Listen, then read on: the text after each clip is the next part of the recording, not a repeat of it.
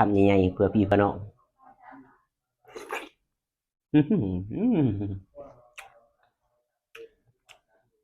แซ่บพี่น้องเอ้ยต้มเดือดในบกข้าวด้วย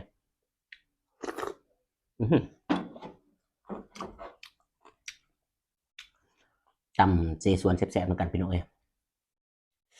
คำใหญ่ๆเพื่อพี่เพื่อน้องคือเก่า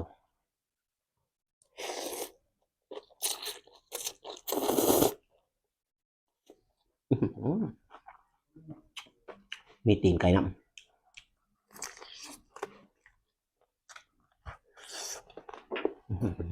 มาไปกินตำเจสวนก่อน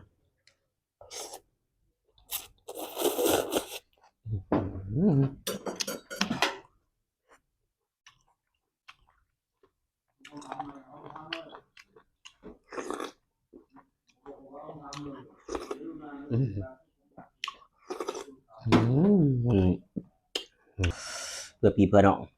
คำใหญ่ๆ